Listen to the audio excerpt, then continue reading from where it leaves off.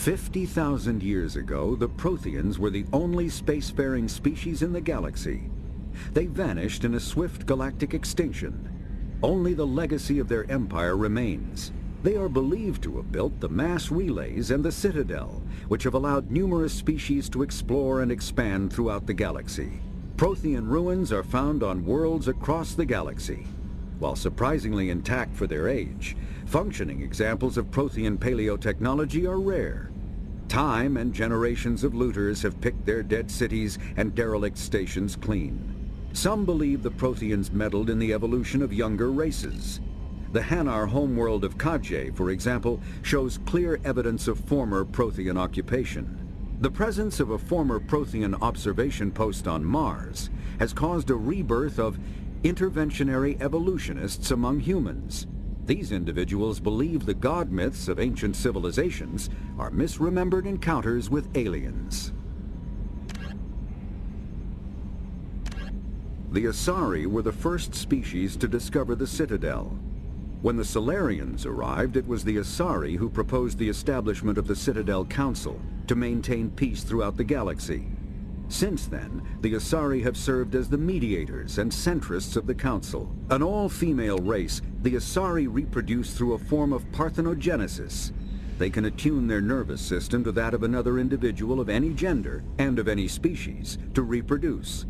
This capability has led to the unseemly and inaccurate rumors about Asari promiscuity. Asari can live for over 1,000 years, passing through 3 stages of life. In the maiden stage, they wander restlessly, seeking new knowledge and experience. When the matron stage begins, they meld with interesting partners to produce their offspring. This ends when they reach the matriarch stage, where they assume the roles of leaders and counselors. The second species to join the Citadel, the Solarians, are warm-blooded amphibians with a hyperactive metabolism. Solarians think fast, talk fast, and move fast. To Solarians, other species seem sluggish and dull-witted. Unfortunately, their metabolic speed leaves them with a relatively short lifespan. Solarians over the age of 40 are a rarity. The Solarians were responsible for advancing the development of the primitive Krogan species to use as soldiers during the Rachni Wars. They were also behind the creation of the genophage bioweapon the Turians used to quell the Krogan rebellions several centuries later. Solarians are known for their observational capability and non-linear thinking. This manifests as an aptitude for research and espionage. They are constantly experimenting and inventing, and it is generally accepted that they always know more than they are letting on.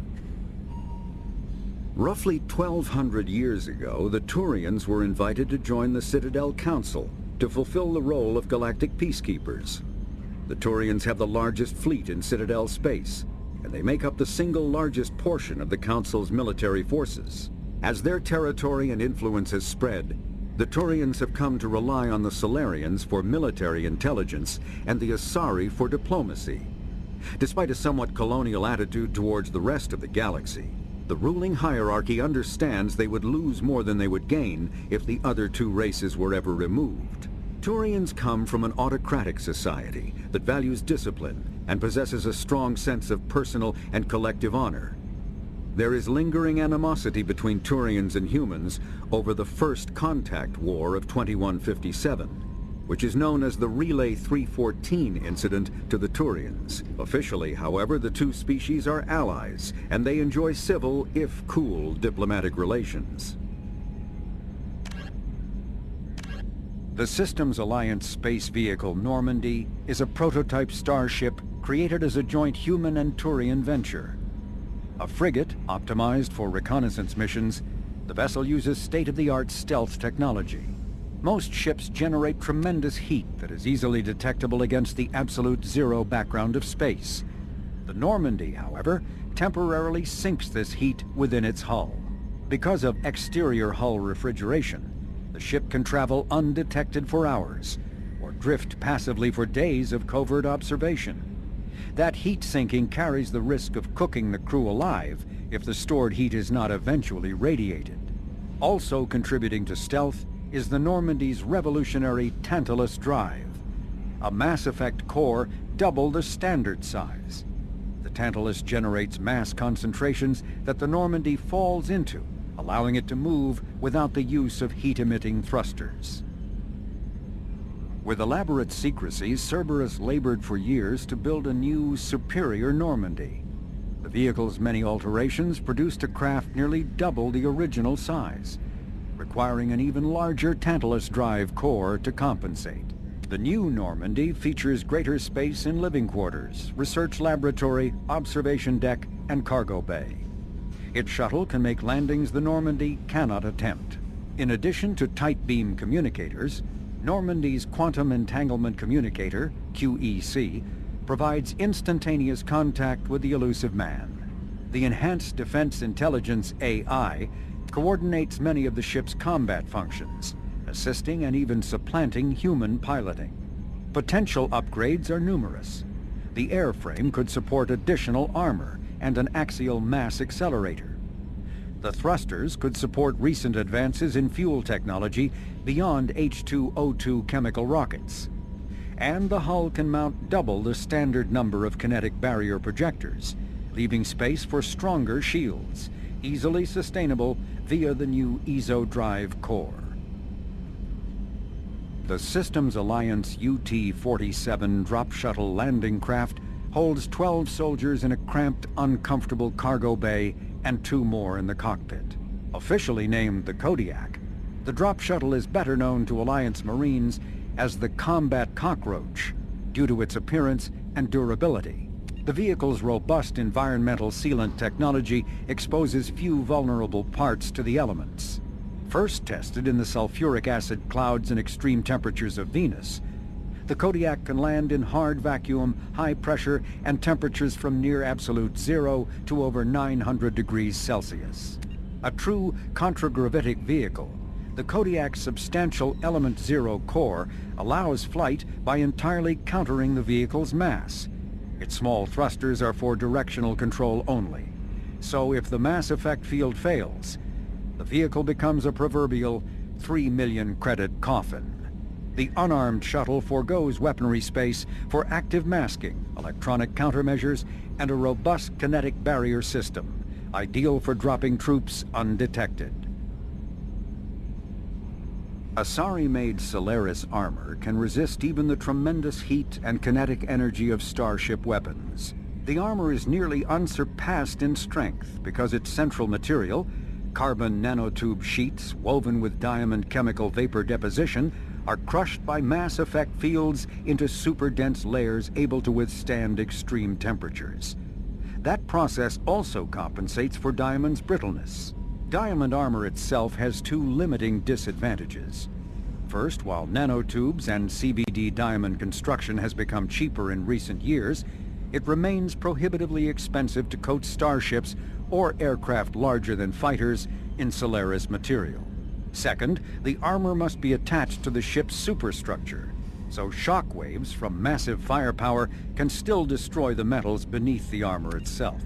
A popular misconception holds that the diamond composition of Solaris armor gives it its sparkle. In fact, atmospheric nitrogen impurities during the superhot forging process give the armor its metallic gray or yellow sheen. Following the Battle of the Citadel, human and Turian volunteers conducted a massive 3-month recovery effort to clear the station's orbit of debris.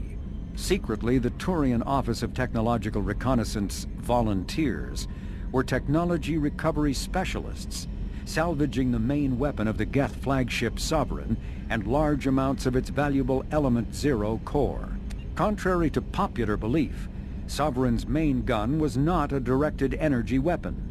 Rather, its massive Element Zero core powered an electromagnetic field suspending a liquid iron uranium tungsten alloy that shaped into armor-piercing projectiles when fired.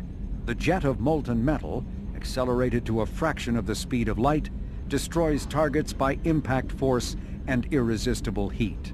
Only 11 months after the battle, the Turians produced the Thanix, their own miniaturized version of Sovereign's gun. The Thanix can fire reliably every 15 seconds, rivaling a cruiser's firepower, but mountable on a fighter or frigate. Cyclonic barrier technology, CBT, attempts to solve the higher-end limitations of traditional kinetic barriers. Traditional barriers cannot block high-level kinetic energy such as disruptor torpedoes because torpedo mass effect fields add mass. The CBT violently slaps aside rather than halting incoming linear force. By rotationally firing their mass effect field projectors, ships create rapidly oscillating kinetic barriers instead of static ones. Shooting through the CBT is like trying to shoot at a target inside a spinning ball. Significant drawbacks to current CBT configuration prevent its use on anything other than frigates and fighters. Its many high-frequency sensors and emitters require frequent maintenance and replacement. A partially damaged CBT can endanger its operator, who is surrounded by rotating mass effect fields skewing in unpredictable directions. However, if an emitter is damaged, the CBT becomes a traditional shield array, making it effective during opening volleys.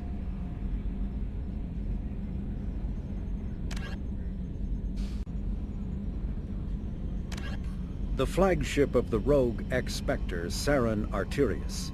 Sovereign is a devastating dreadnought of unprecedented power. At 2 kilometers long, Sovereign was believed to have been powered by a gigantic Element Zero core, the only energy source potent enough to land the massive vessel on a planet. During the Eden Prime War, the ship unleashed its peerless destructive force against which Citadel Council ships were defenseless. With a virtually indestructible flagship and a crew of fanatic Geth and Krogan, Sarin nearly succeeded in wiping out all his enemies. Only the resourcefulness and bravery of the commander and crew of the SSV Normandy stopped him. The overwhelming power of Sovereign ignited bizarre speculation in tabloid media that the vessel was sent by extragalactic invaders, or was, despite indeterminate photographic evidence at best, a single giant robot. Some sources even claimed that Sovereign was alive. Such conjecture, however baseless, remains to this day.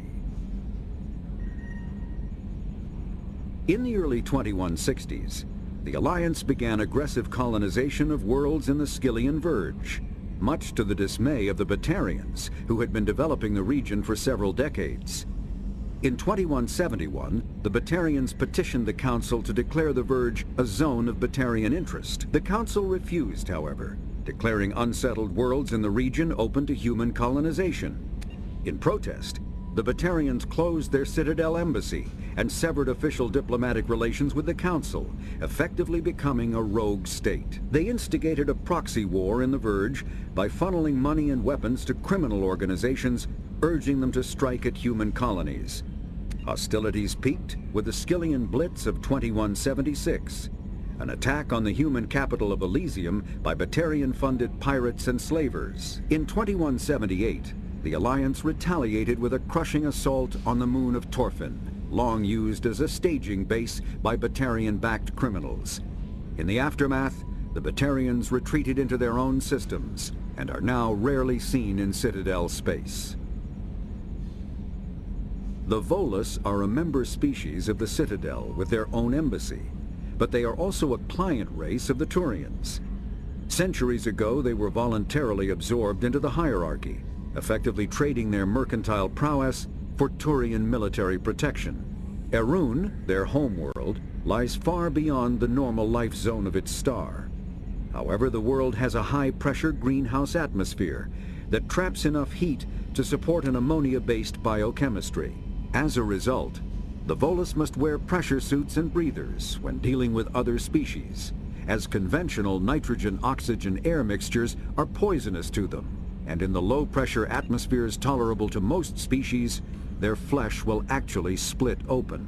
Volus culture is tribal, bartering lands and even people to gain status. This culture of exchange inclines them to economic pursuits. It was the Volus who authored the Unified Banking Act, and they continue to monitor and balance the Citadel economy. Although they resemble a mammal-reptile cross, the Vorcha have no terrestrial analog. They are humanoid in form, but Vorcha have clusters of non-differentiated neoblast cells, like those of Earth's planarian worms. Damaged Vorcha cells mature into specialized structures to alleviate injury or stress. Transformations include thicker skin following injury, lung adaptation for barely breathable atmospheres, and stronger cardioskeletal muscle under high gravity. Skull capacity and brain size do not change, and Vorcha rarely make more than one somatic overhaul.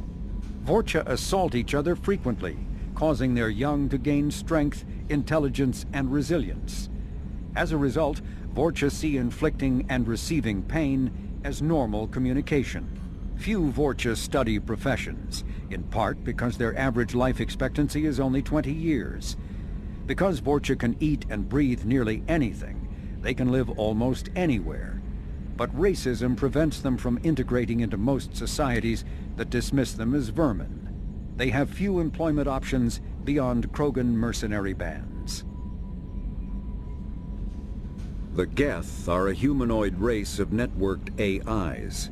They were created by the Quarians 300 years ago as tools of labor and war.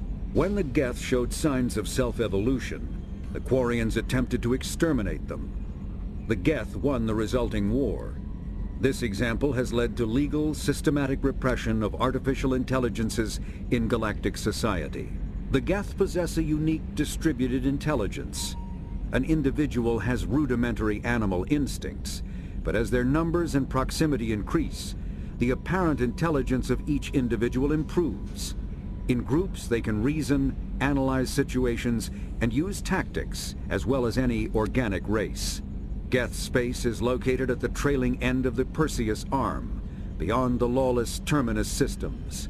The Perseus Veil, an obscuring dark nebula of opaque gas and dust, lies between their space and the Terminus systems. A myth common to several cultures in the galaxy, Reapers were imagined to be space monsters who consumed entire stars. Archaeologists and mythologists attempting to uncover sources for such myths have yielded little, except interstellar religious themes of all-consuming devils common to primitive cultures. Reaper indoctrination is an insidious means of corrupting organic minds, reprogramming the brain through physical and psychological conditioning, using electromagnetic fields, infrasonic and ultrasonic noise, and other subliminal methods. The Reaper's resulting control over the limbic system leaves the victim highly susceptible to its suggestions. Organics undergoing indoctrination may complain of headaches and buzzing or ringing in their ears. As time passes, they have feelings of being watched and hallucinations of ghostly presences.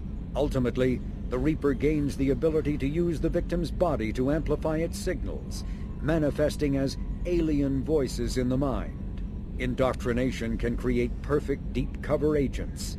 The Reaper's suggestions can manipulate victims into betraying friends, trusting enemies, or viewing the Reaper itself with superstitious awe. Should a Reaper subvert a well-placed political or military leader, the resulting chaos can bring down nations.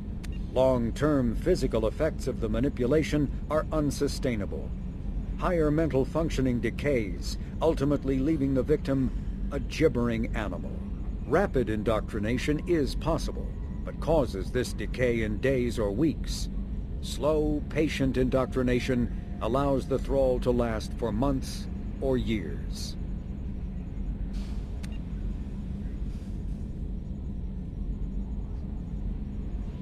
Driven from their home system by the Geth nearly 3 centuries ago, most Quarians now live aboard the Migrant Fleet, a flotilla of 50,000 vessels ranging in size from passenger shuttles to mobile space stations.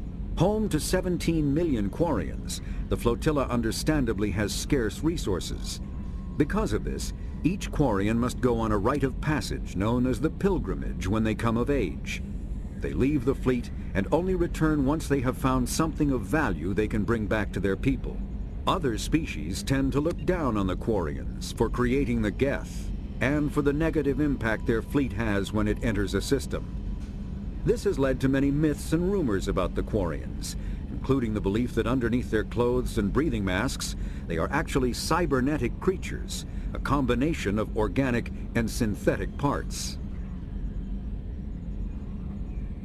Living beyond the Omega-4 mass relay in the terminus systems, the mysterious collector's species is glimpsed so rarely as to be taken for a myth by most in galactic society. In reality, collectors are human-sized insectoid bipeds and can resemble massive winged beetles. They are a terrifying force in the galaxy, responsible for the murder of hundreds of thousands. Collectors generate permanent stasis fields around themselves, creating nightmarish red-shifted energy fields. In battle, they hold position whenever possible, relying on their aggressive biotics and nearly limitless power. Several types of bipedal collectors have been identified, including minions, defenders, zealots, assassins, and artillery operators. Acting together, collectors have imprisoned entire cities in stasis. While no definite forensic accounting exists to explain the fate of those imprisoned, leading speculation is that victims are harvested for scientific experimentation and neurobiological repurposing. The Krogan evolved in a hostile and vicious environment.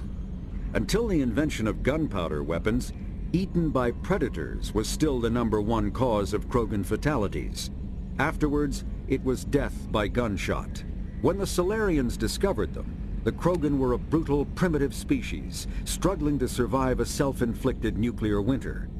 The Solarians culturally uplifted them, teaching them to use and build modern technology, so they could serve as soldiers in the Rachni War. Liberated from the harsh conditions of their homeworld, the quick-breeding Krogan experienced an unprecedented population explosion. They began to colonize nearby worlds. Even though these worlds were already inhabited, the Krogan rebellions lasted nearly a century, only ending when the Turians unleashed the genophage, a Solarian-developed bioweapon that crushed all Krogan resistance. The genophage makes only 1 in 1,000 pregnancies viable, and today the Krogan are a slowly dying breed. Hovering tanks resembling a cross between an octopus and a giant crab, Praetorians are well-armored killing machines of mysterious origin. Praetorians employ redundant systems from the multiple humans encased within them. Armed with eye-mounted particle beams and capable of attacks at close range, they teleport to evade attack while regenerating their shields. Within hours after death, the organic components of Praetorian corpses disintegrate into a denatured pus, while their mechanisms turn to ash. One specimen, autopsied within minutes of death, reveals a clue. Nanomachines may disintegrate the Praetorians' organic and mechanical components before self-destructing. If correct, this self-rendering hypothesis could account for 3 documented cases of dead Praetorians apparently releasing or becoming clouds of neurotoxic gases, causing suffocating paralysis and nearly instant death. In one remote facility, 17 soldiers died from gas inhalation while assessing the Praetorian. Any personnel in the vicinity of dead Praetorians are urged to protect themselves with breathing apparatus. The Hanar are a citadel species known for excessive politeness. They speak with scrupulous precision and take offense at improper language. Hanar that expect to deal with other species take special courses to help them unlearn their tendency to take offense at improper speech. All Hanar have 2 names. The face name is known to the world. The soul name is kept for use among close friends and relations. Hanar never refer to themselves in the first person in conversation with someone they know on a face name basis.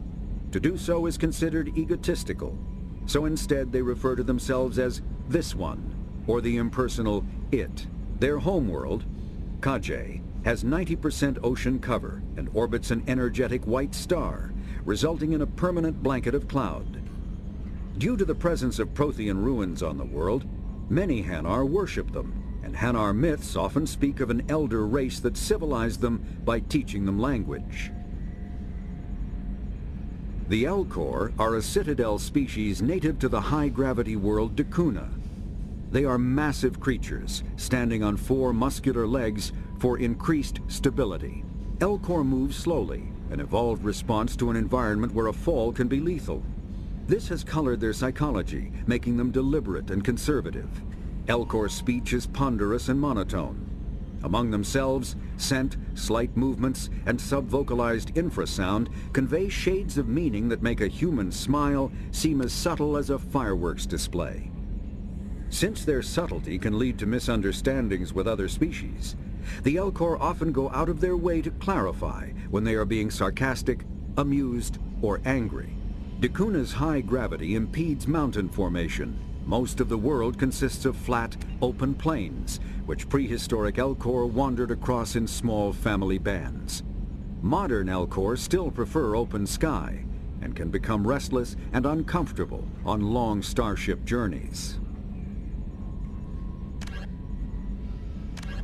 Immediately following the First Contact War, an anonymous extranet manifesto warned that an alien attempt at human genocide was inevitable. The manifesto called for an army, a Cerberus, to guard against invasion through the Charon Relay. Derided as survivalist rhetoric written by an elusive man, the manifesto and its anonymous author soon fell off the media radar. But in 2165, terrorists stole antimatter from the SSV Geneva. The sole figure arrested named his sponsor Cerberus. Throughout the 2160s and 2170s, alleged Cerberus agents assassinated politicians, sabotaged starships bearing EZO, and conducted nightmarish experiments on aliens and humans. Denounced as human supremacist, Cerberus calls itself human survivalist. Counter-terror experts speculate Cerberus may have changed leadership with its recent shift to stockpiling ships, agents, and weapons. Whether he, she, or they, the elusive man hides his finances hidden behind shell companies. Few doubt he will kill anyone attempting to expose him. The reclusive tycoon calling himself the elusive man is a human nationalist focused on advancing human interests, whatever the cost to non-humans. The Citadel Council regards him as a fanatic, posing a serious threat to galactic security. A mysterious maverick, to say the least, the elusive man heads the Cerberus network. Dubbed the Elusive Empire by investigators, Cerberus is an allegedly untraceable syndicate of private intelligence agencies, biotics laboratories, engineering and scientific research teams, and lucrative front companies. Branded a terrorist and seditionist organization by authorities, Cerberus is the only human power base other than the Terra Firma Party, strong enough to embarrass, if not threaten, the Council and its human representatives. Brainchild of Asari Commando Jonas Sideris, Eclipse was incorporated as a proactive security company. Influenced by Asari and Solarian military doctrine, Eclipse specializes in sabotage, assassination, and personal and organizational security. Although Citadel governments regard the corporation with suspicion, it's embraced in the Skillian Verge and Terminus systems. Early on, Sideris sought government contracts to establish market share against the better-established Blue Suns. Her agency scored a galactic PR coup by retaking several space stations captured by the Anher People's Liberation Army and neutralizing its leaders, a victory Eclipse's marketing department never ceases trumpeting. Based on Omega Station, Eclipse controls nearly 20% of the asteroid's real estate. Its services range from mech repair to open warfare, although assassination is reserved for meeting wider, longer-term company goals. For instance, preemptive strikes against pirates rather than murdering spouses for insurance money. Despite numerous reports, Eclipse denies sabotaging or kidnapping business rivals.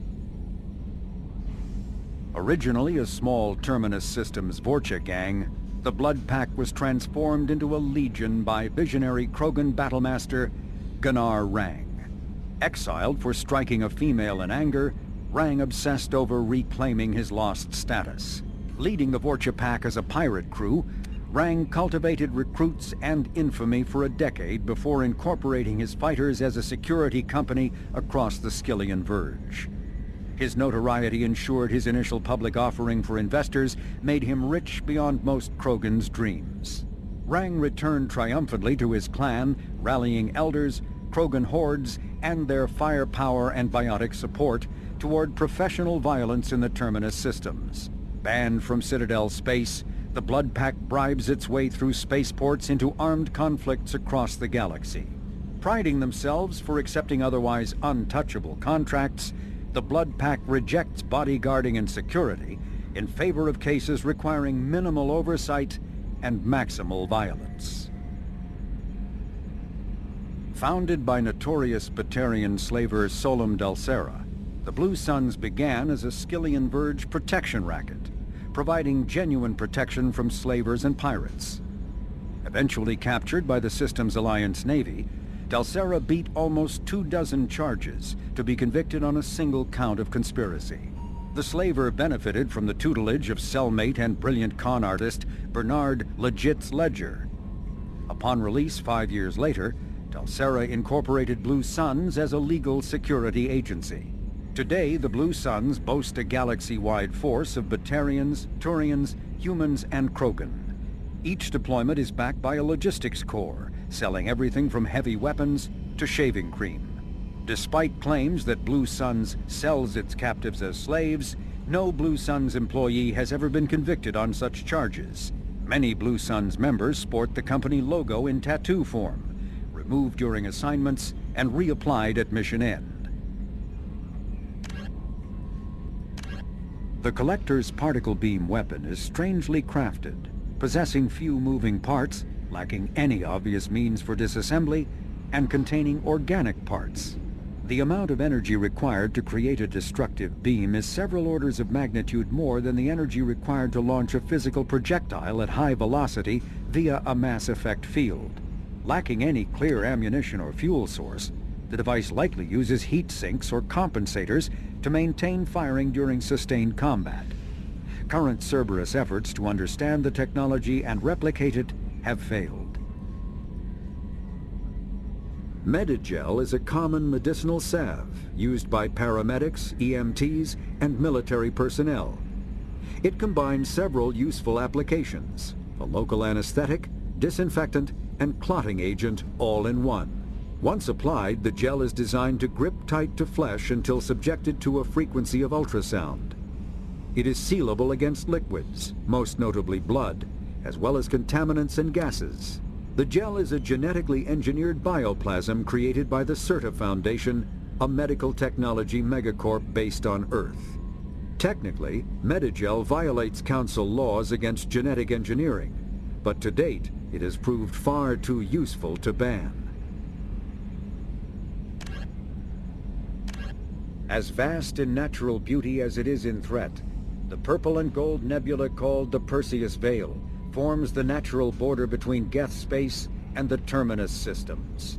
The Veil's total opacity prevents Council intelligence from surveying Geth activity. Theoretically, the Geth could be preparing a devastating attack against which the Council could be defenseless, or the Geth could have died out, so that the defense budget against them could be gaining the Alliance nothing but economic ruination. Despite fears of Geth, prospectors do occasionally mount salvage ventures inside the Veil. One ended in tragedy. Using technomental domination, the Geth drew the team into the Veil before aiming them back as husks at the organic society that produced them. A leak-classified Spectre report claims that the Dreadnought Sovereign, commanded by ex-Spectre Sarin Arterius and crewed by Geth, hid near the Veil before initiating the 2183 Citadel attack. A typical Terminus colony possessing minimal tourist value, Horizon promises substantial economic opportunity, especially in providing new products for humans and supplying the Turian hierarchy. Surveyed 18 years ago, Horizon received pilot habitation 4 years later. The colony proper is now 8 years old. Blessed with verdant forests and abundant fresh water, Horizon maintains a colonial culture that thrives as a refuge from the increasing restrictions of Citadel-governed society. Horizon has attracted numerous dissidents, marginal people, and fringe dwellers from across Alliance space.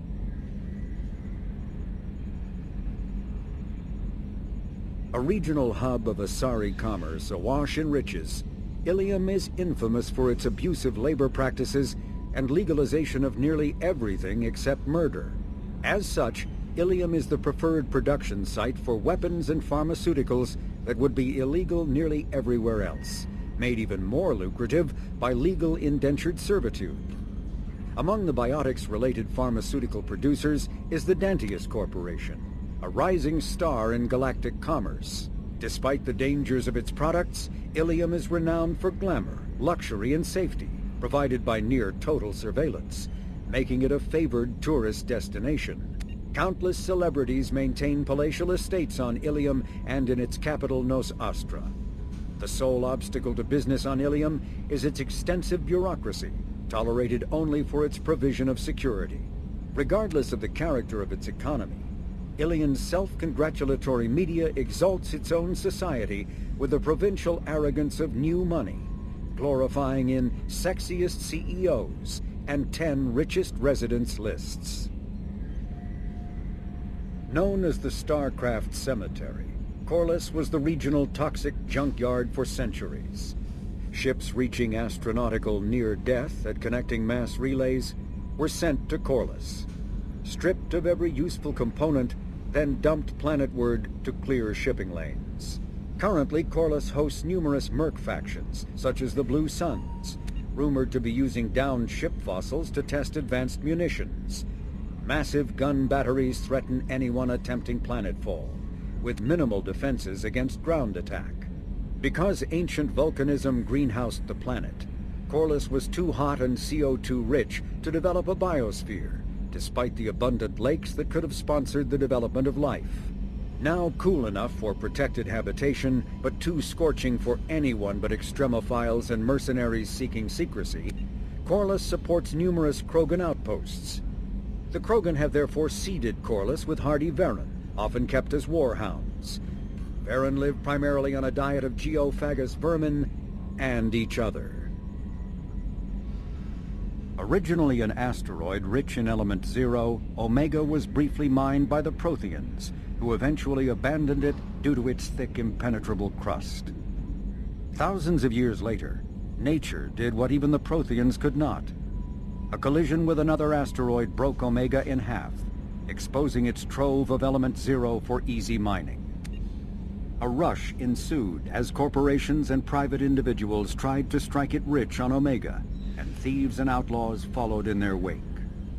As space became tight, construction of processing facilities extended vertically from the asteroid, creating Omega's jellyfish-like silhouette. To prevent future collisions, the station is ringed with enormous mass-effect field generators that redirect incoming debris. Today, Omega is a major hub of narcotics, weapons, and EZO trafficking, without even a pretense of civilian government or military control. Only mercenary groups have been able to instill a limited order. The most ruthless is an Asari syndicate run by the notorious Arya T'Loak. Choked by the hypergrowth of non-native plant species, Proggia serves as a galactic reminder about the imperative for careful regulation during colonization. 2 centuries ago, Batarian agribusiness chose uninhabited Proggia as their empire's breadbasket. Colonization authorities introduced non-native, industrially mutated plants that flourished in the world's fertile volcanic soil.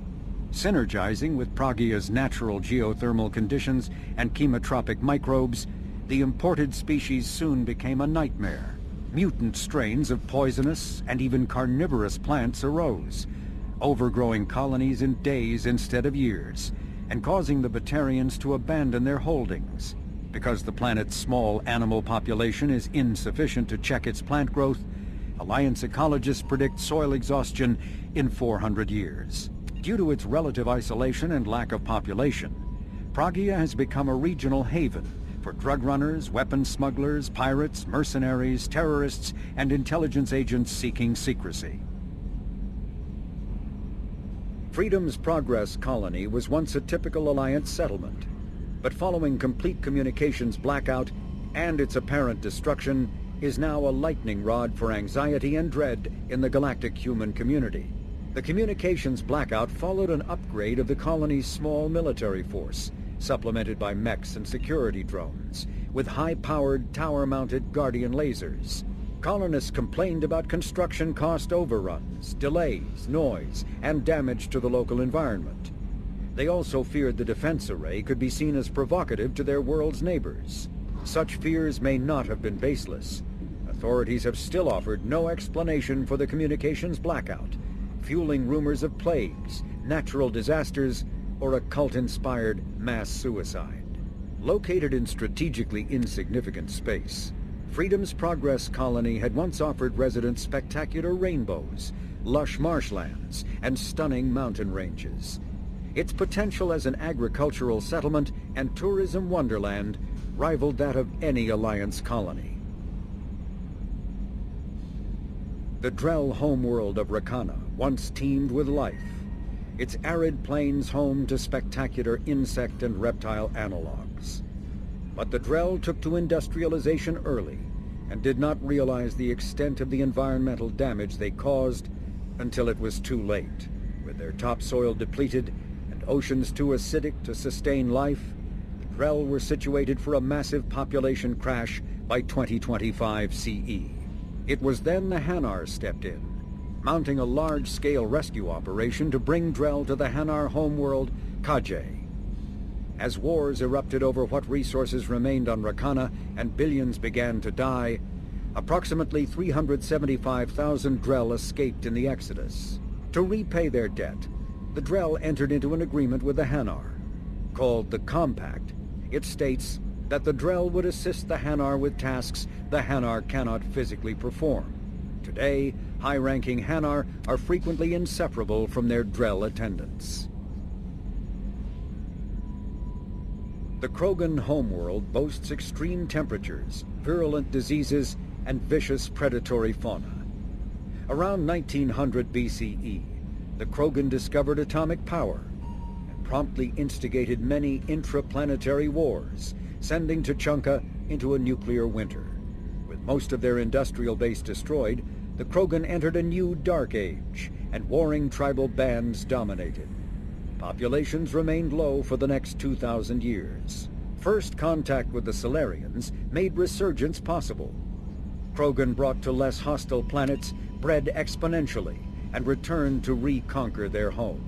They built vast underground shelters to shield themselves from surface radiation, which proved prescient during the Krogan rebellions, when many of them isolated themselves in a vain attempt to avoid the genophage.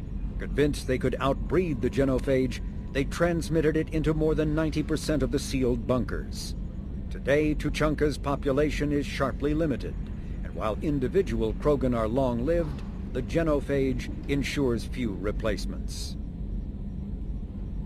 Before the Geth Revolt 300 years ago, the Quarians colonized Haestrom to study the mysterious instability of its sun, which threatened premature eruption into a red giant. As a scientific outpost of minimal military value, Haestrom was ill-equipped to repel Geth forces during the insurrection and fell quickly under their control. Captured Geth planetary survey data indicates that despite sustaining damage during the war, Haestrom's architecture remains as it was 300 years ago, preserving a Quarian architectural style that no longer exists anywhere else in the galaxy. Because Haestrom's sun has overwhelmed the planet's protective magnetosphere, humans foolhardy enough to venture into Geth-controlled Haestrom must exercise extreme caution. Minutes of radiation exposure will overload shields, and hours of exposure will kill. Furthermore, solar output renders surface-to-orbit communication nearly impossible. Humans detected Aiea as an Earth-type world via telemetry in 2165. After probe surveys indicated life, lush vegetation, ample fresh water, and breathable air, the Alliance upgraded the planet to a garden world colonization priority. Commanded by Captain Ronald Taylor, the crew of Alliance survey vessel Hugo Gernsback made planetfall on the jungle world in 2173. Soon after, ship transmissions inexplicably stopped. While the precise fate of the Hugo Gernsback command and crew is unknown, they are presumed killed in action and their vessel destroyed. Biotics is the ability of rare individuals to manipulate dark energy and create mass effect fields through the use of electrical impulses from the brain. Intense training and surgically implanted amplifiers are necessary for a biotic to produce mass effect fields powerful enough for practical use. The relative strength of biotic abilities varies greatly among species and with each individual. There are three branches of biotics. Telekinesis uses mass-lowering fields to levitate or impel objects. Mass-raising kinetic fields are used to block or pin objects. Spatial distortion uses rapidly shifting mass fields to shred objects. Most organic species are capable of developing biotic abilities, though there are risks involved. Biotics are the result of an in utero exposure to element 0. This usually causes fatal cancers in the victim, but in rare cases, it coalesces into nodules within the fetus's developing nervous system. Omni-tools are handheld devices that combine a computer microframe, sensor analysis pack, and manufacturing fabricator. Versatile and reliable, an Omni-tool can be used to analyze and adjust the functionality of most standard equipment, including weapons and armor, from a distance. The fabrication module can rapidly assemble small three-dimensional objects from common reusable industrial plastics, ceramics, and light alloys. This allows for field repairs and modifications to most standard items, as well as the reuse of salvaged equipment. Omni-tools are standard issue for soldiers and first-in colonists. When subjected to an electrical current, the rare material dubbed Element 0, or EZO, emits a dark energy field that raises or lowers the mass of all objects within it. This mass effect is used in countless ways, from generating artificial gravity to manufacturing high-strength construction materials. It is most prominently used to enable faster-than-light space travel. EZO is generated when solid matter, such as a planet, is affected by the energy of a star going supernova. The material is common in the asteroid debris that orbits neutron stars and pulsars. These are dangerous places to mine, requiring extensive use of robotics, telepresence, and shielding to survive the incredible radiation from the dead star. Only a few major corporations can afford the setup costs required to work these primary sources. Humanity discovered refined Element 0 at the Prothean Research Station on Mars, allowing them to create mass effect fields and develop FTL travel. Element 0 can increase or decrease the mass of a volume of space-time when subjected to an electrical current. With a positive current, mass is increased. With a negative current, mass is decreased. The stronger the current, the greater the magnitude of the dark energy mass effect. In space, low-mass fields allow FTL travel and inexpensive surface-to-orbit transit. High-mass fields create artificial gravity and push space debris away from vessels. In manufacturing, low-mass fields permit the creation of evenly blended alloys, while high-mass compaction creates dense, sturdy construction materials. The military makes extensive use of mobility-enhancing technologies, with mass effect utilizing fighting vehicles standard frontline issue in most military forces. Mass effect fields are also essential in the creation of kinetic barriers or shields to protect against enemy fire. Mass relays are feats of Prothean engineering advanced far beyond the technology of any living species. They are enormous structures scattered throughout the stars and can create corridors of virtually mass-free space, allowing instantaneous transit between locations separated by years or even centuries of travel using conventional FTL drives. Primary mass relays can propel ships thousands of light years, often from one spiral arm of the galaxy to another. However, they have fixed one-to-one connections. A primary relay connects to one other primary relay and nowhere else. Secondary relays can only propel ships across a few hundred light years. However, they are omnidirectional. A secondary relay can send a ship to any other relay within its limited range. There are many dormant primary relays whose corresponding twins have not yet been located. These are left inactive until their partner is charted, as established civilizations are unwilling to blindly open a passage that might connect them to a hostile species.